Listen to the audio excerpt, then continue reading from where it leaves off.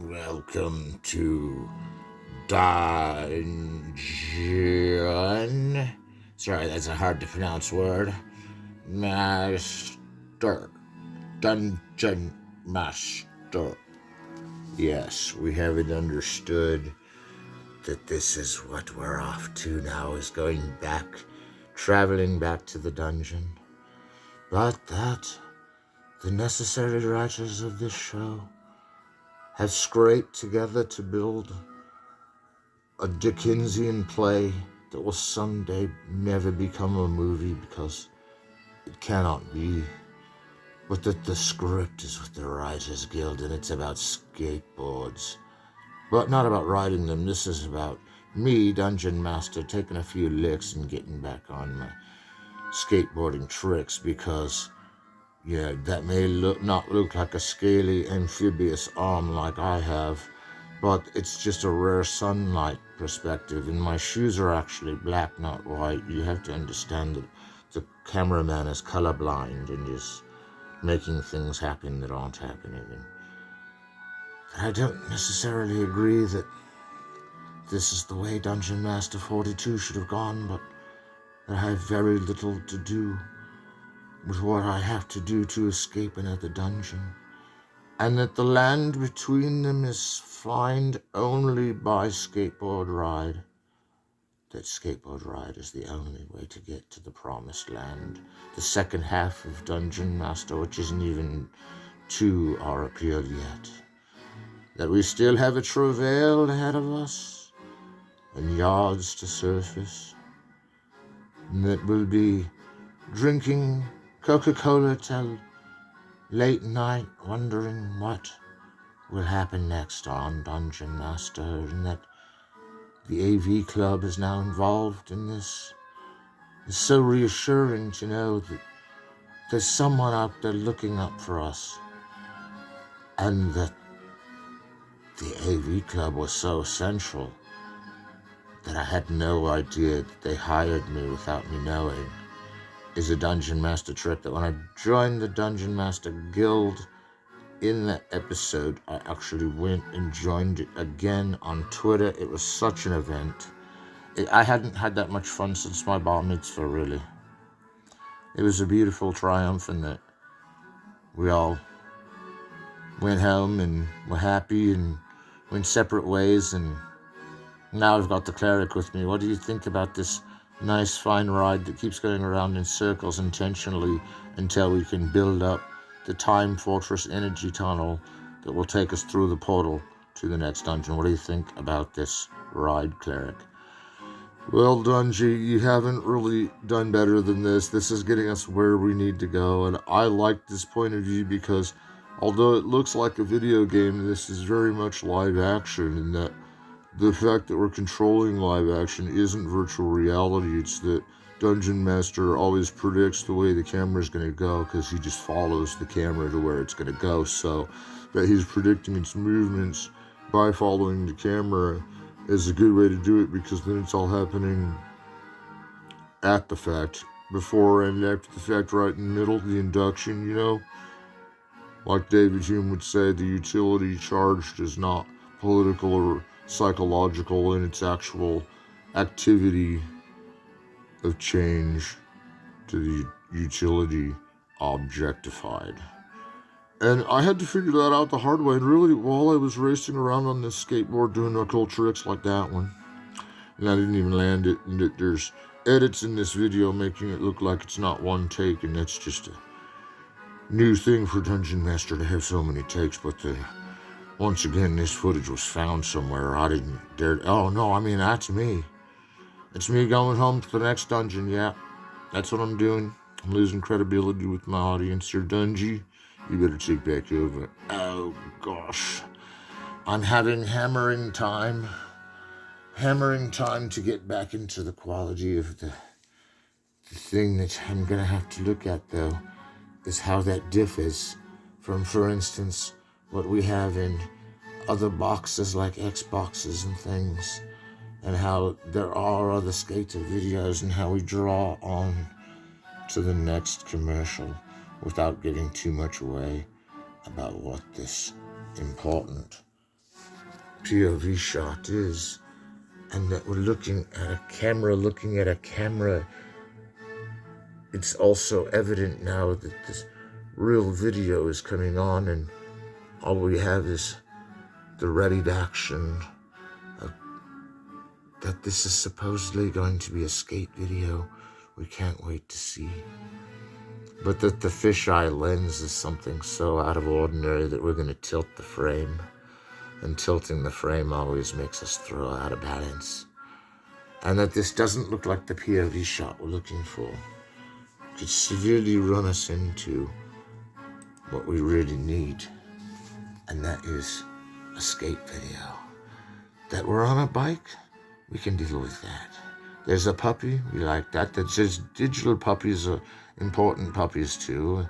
If Pikachu is important, then a digital puppy is important too. If this is actually live action again, I'm not sure why YouTube is serving us such regular base energy, but that this clip could be from my movie that went to the Writers Guild, but it's just a showing off of a skateboard.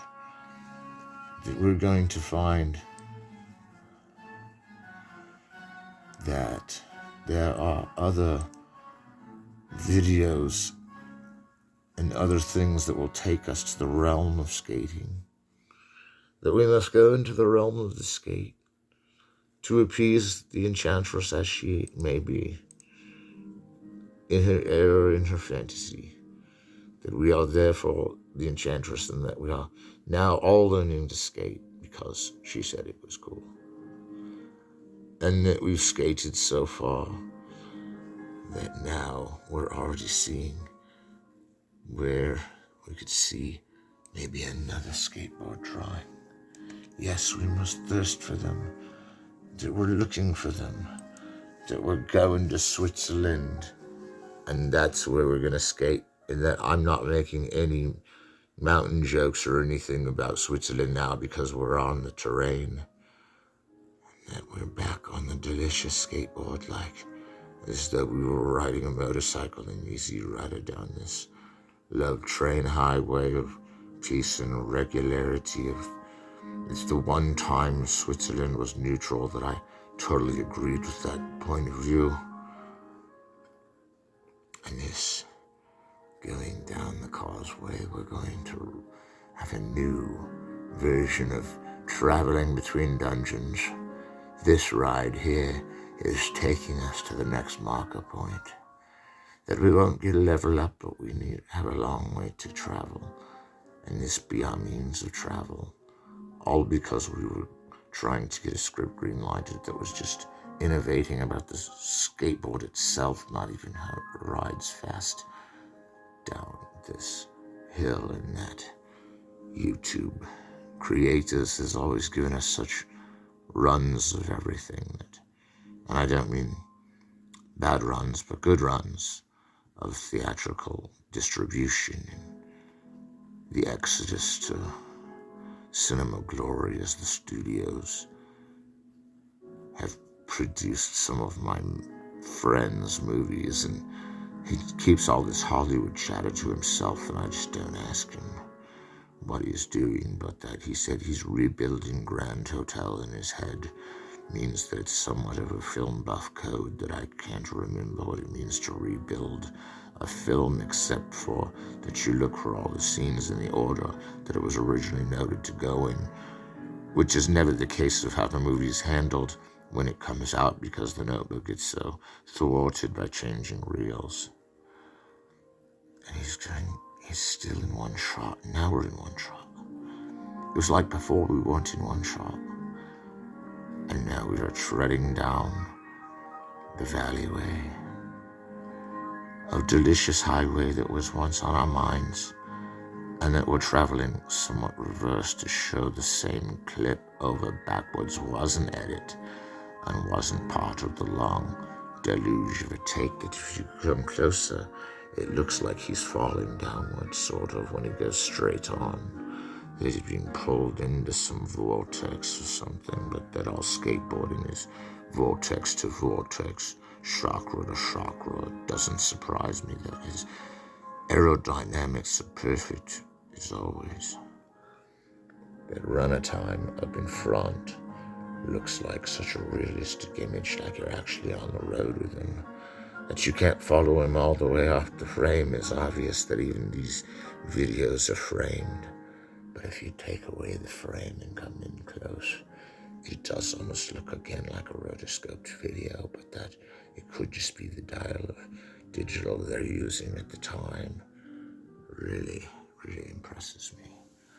And so we have the long open road of traveling from one dimension to the next, that in a peculiar way we now have to sift through a good commercial for good soap, and more soap, that soap is the license of life, that you can't be a capitalist without too much soap, that the classical music playing is so beautiful, and that it's public domain, and that we have these classical things to go on, means that I've got to have a screening of a replay in Dungeon Master mode of a skate trick that I had seen at sundown, exactly at the magic hour, and it was like it should be on the screen, which was not light enough to see the skaters finish off, and that they looked like digital riders is only because of the configuration of the digital camera. But look at these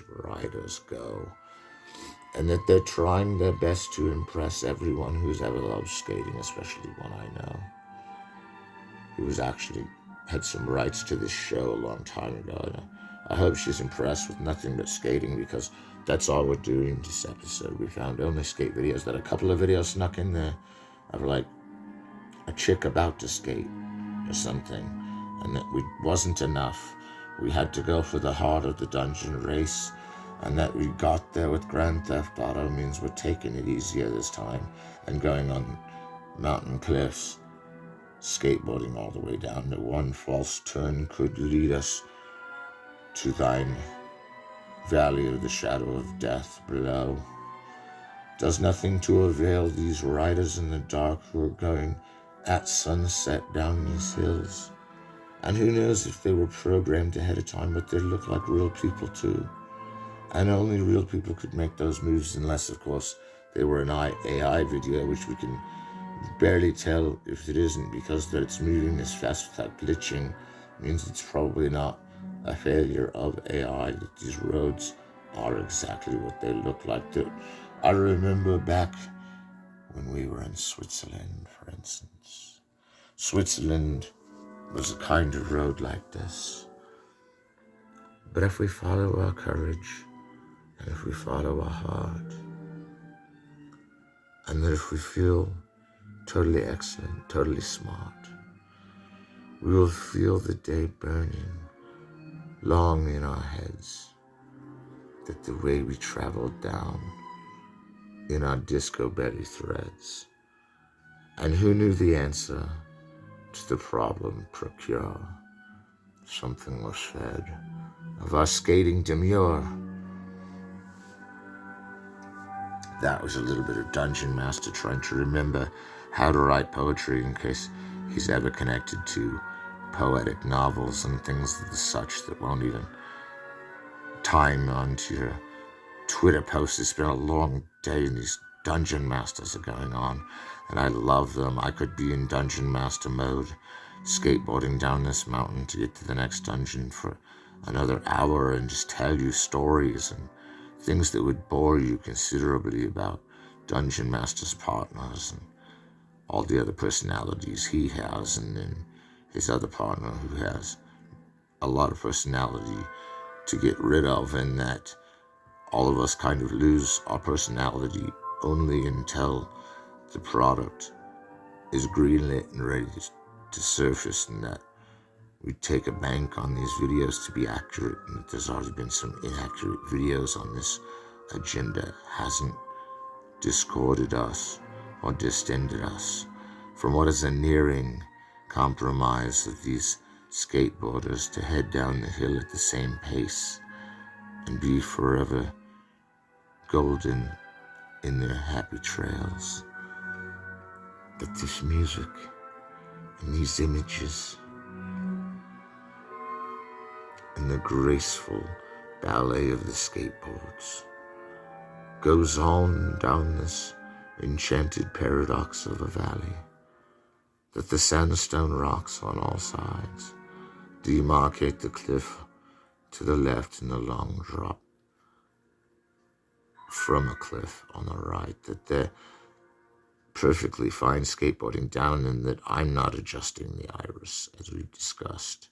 The f-stop goes up and there's less light, and goes down and there's more light, and that it goes 1 to 1.2 to 2 to 2.4 to 3 to 3.6 to 4 to 4.8.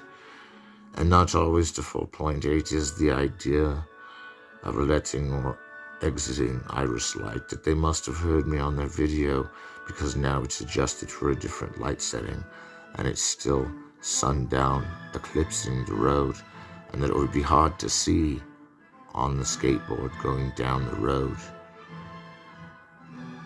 Is it trifle I must deal with when buying gasoline for these things that are made of just wheels that are leaning down this hill and taking us to new horizons? And then I do insist that we have other challenges ahead, but that we still stay in Skaterland is the only way we can pull this off.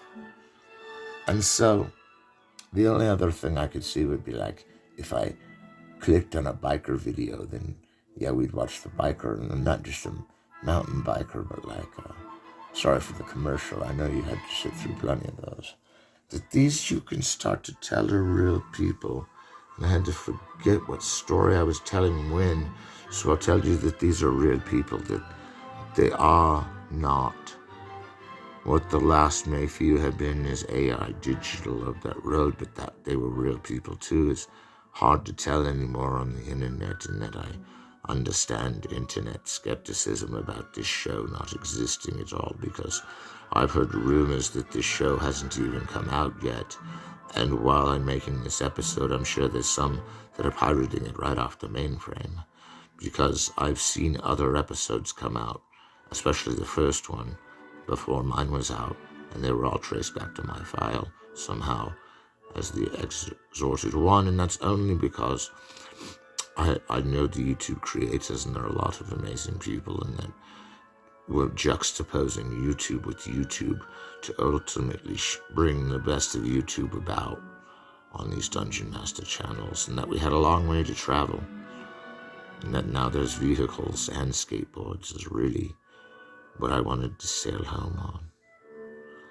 And that it's called Skaters and Bladers on the Columbia Freeway, and this isn't Columbia College, this is Columbia the country, where they have granted me many things in Columbia. My Pulitzer that my partner won, I had to claim for him because he said that he was feeling like taking a John Steinbeck stance that day, and I wasn't really feeling like the John Ford stance that day, so I accepted it on his behalf, gave it to Greenpeace, and now we're on the trail to earning back what we didn't get, and that was any prize money, because they knew a surrogate buyer was taking over for the book award that now my roommate fails to claim he knows anything about, which means he's probably ran off with the U1 letter that I was trying to retype as my own. But it's a long story, and there's so many skateboarders on this road, and that they've got to be real. Isn't a wonder that they could have put in a digital character there, and that I'm only questioning the digital revolution because these are all on VHS tapes, as we know. That the VHS tapes of Dungeon Master are piling up in the back, and we've never seen so many VHS tapes. But that most skateboarding's filmed on VHS is such a beautiful thing. And I want to turn and look at the ultimate goals of Dungeon Master. Is it to join the professional in what they do by watching what they do for real? Or is this some kind of freakish skateboarding that no one's ever pulled off alongside of traffic? And or is this some kind of AI powering these images that look so real? And that's what we always have to question on the internet, because it's been left in that kind of like ambiguous limbo. It's totally true. And then I'm feeling very, very much like we need to have a talk with someone important. Someone that would know whether or not we're impressing the skateboarding realm, all of that. He is the one that will take us to new heights with the skateboard realm. And though he smokes pot, it is only as a performance enhancer, which has gotten him in trouble. But this is Tony Hawk. And that we're watching him because he's the most professional skateboarder ever, and that he had video games of skateboarding named after him. And his kingdom didn't fall when he admitted to smoking weed. Is already textured layer of character discovery about the greatest skater in the world, and that he takes on these championships like anything could stop him, and that he's building this rail so big that he's going to skateboard down it in harmony, and that we must now seek out further in the video when he's taking on the rail, and that it's Tony Hawk, and that we've got the disturbing headlights coming in the way, and that Tony Hawk feels that when he goes on this course that he's built for himself like a carpenter, that he will in fact do a whole slide up and down and around and coil backward, and that Tony Hawk never plays around but is always professional. That is, he always plays around and is totally professional. That we must now find other ways to learn about skating. And we could say we're stalled right now, but then that would just get us into what looks like to be a skateboarding race. That it's somehow in another country. It's the most dangerous race in the world, so we're not going to watch it. But we do want to see what this is. Maybe a hard ender, maybe a bicycle race. Maybe this one could be from a foreign country and doesn't seem as exclusive as the dangerous race. That we don't want to see anybody wreck, and that we oftentimes see wreck videos, but we're not in the mood to see a wreck. That we want to see a stuntman complete the stunt is on our minds, but that I'm having very little time figuring out what clip to show, that suddenly we're back in space.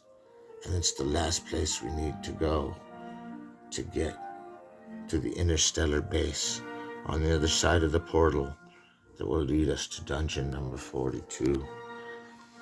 And that dungeon 42 this time is not Plan 9 from outer space, but that this episode is slowly becoming Plan 9 outer space. It's just a mythology we use for our sci-fi films. That this is another sci-fi minute for Dungeon Master comes as no surprise, because we knew eventually we'd have to head out to the logic chamber to see where our skateboarding had led us to, and that we're getting ready for the rocket ship to take off and take us into the wild space frontier, that no one knows how to tame the space frontier, that doesn't even have the same gravitational polar relativity as Earth, that light travels faster than the speed of sound, means that there's 2 time tracks that time is on.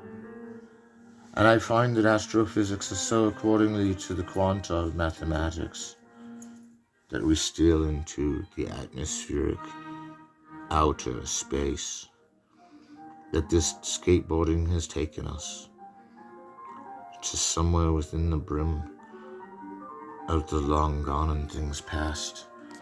Only makes me wonder what would happen if we went beyond the Red Bull into the floating atmosphere that looks so like 2001, but that could be replete with special effects, or could be really astronauts traveling around, that it might as well be both faked and real. Is not even the point of the moon landing being real, that they fake it and make it real. It's just like wrestling, and that they have to kind of dramatize it. Well, we dramatize Dungeon Master, don't we? And if we dramatize Dungeon Master, we can certainly dramatize floating around in outer space, even if it means it's featured with classical music, although that wasn't my idea. Oh, sorry, I got distracted by the beautiful music, and I had to stop talking for once and take in the sound of the music, and that it was so beautiful, and that I stopped talking for one moment, and it felt like the whole movie just flattened, and I didn't mean to be gone for so long, but 3 seconds can be a long time in movie time.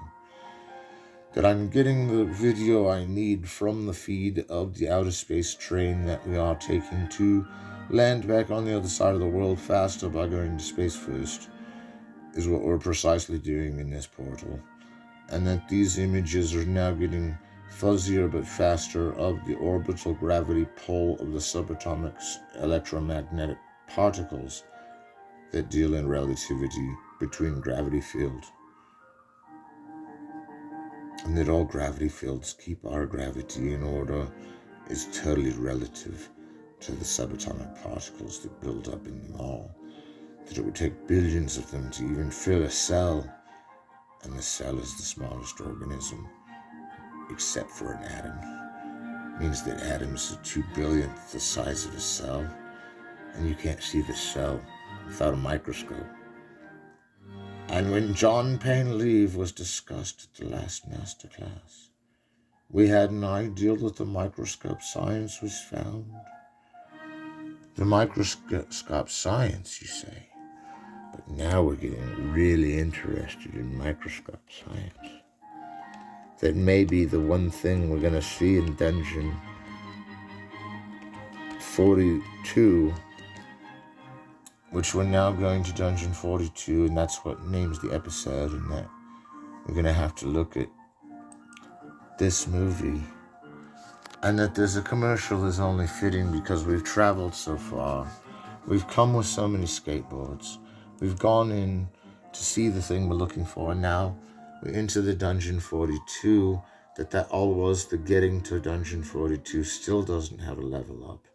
And that we're stuck in some kind of credit sequence that makes no sense and looks like it's in another language, and that we've already proven we don't know that language, and that we have to synopticon a bit to see where we're floating in space. But there are floating things happening in a number of dimensions, it says on the subtitles.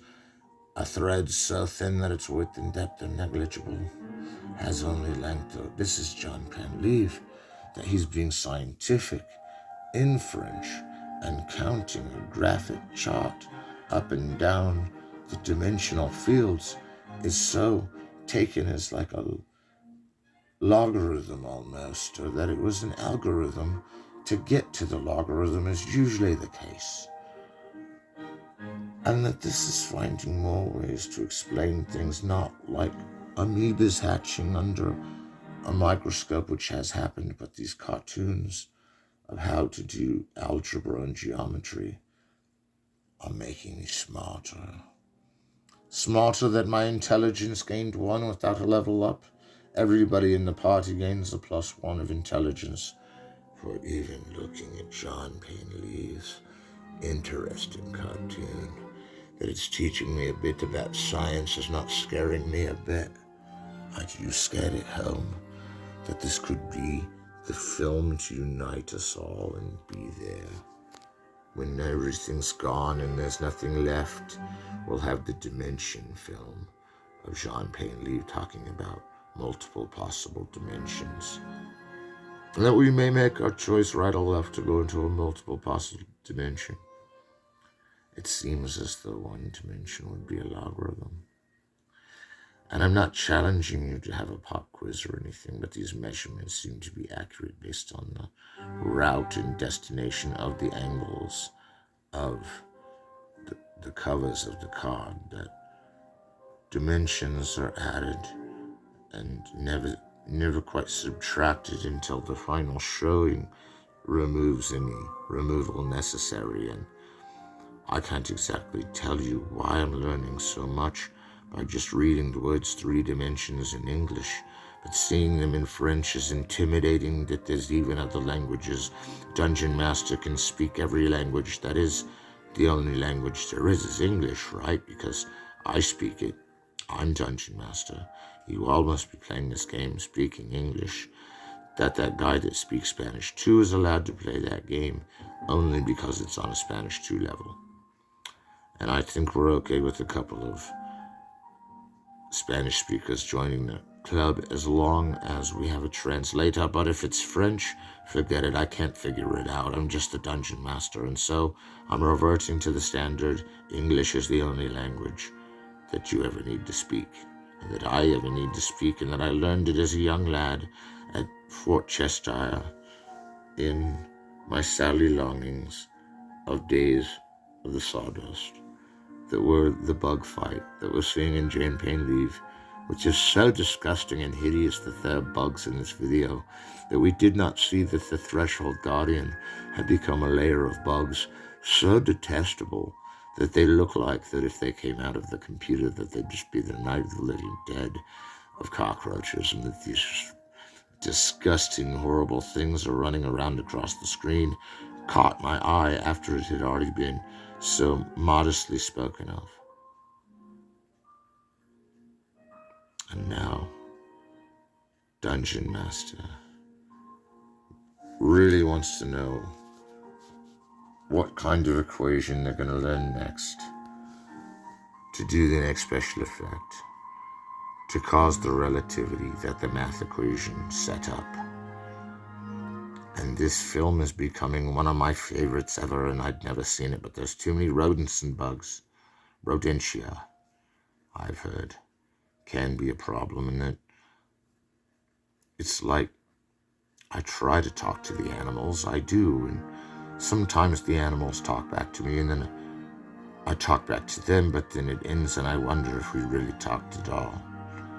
And John Panleave, with his rationalist science and his avant-garde movies, would say that they actually started out as rationalist science and then they became avant-garde movies, and I can't really figure out how that happened, but oh, the terror of this Threshold Guardian, that even the hand may enter the frame and remove the objects of interest.